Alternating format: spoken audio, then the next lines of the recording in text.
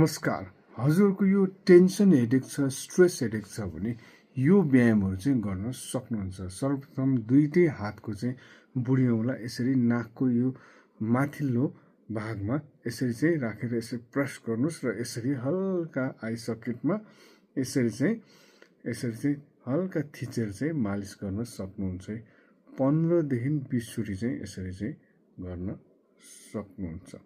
दोस्रोमा दुईटै हातको इन्डेक्स फिङ्गर यसरी निधारमा यसरी राख्नुहोस् र हल्का प्रेस गरेर यसरी टेम्पलसम्म यसरी चाहिँ प्रेस गर्दै यसरी चाहिँ लगेर चाहिँ 15 देखि 20 चोटि चाहिँ गर्न सक्नुहुन्छ र निधारको सम्पूर्ण भागमा चाहिँ हजुरले यसरी चाहिँ गर्न सक्नुहुन्छ है त।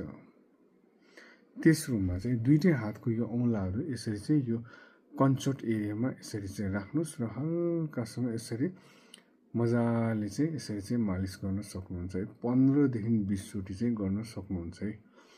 15 देखि 20 चोटि चाहिँ गर्न सक्नुहुन्छ है त।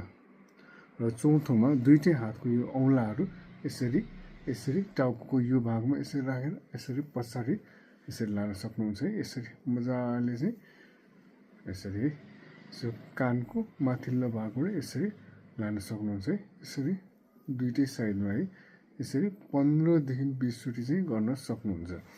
यो व्यायाम चाहिँ कोसिस गर्नुहोला। स्ट्रेस हेडेक छ, टेन्सन हेडेक छ भने निकै फाइदा हुन्छ। भिडियो मन परेमा सधैँ लाइक, कमेन्ट र सेयर गर्न नबिर्सनुहोला।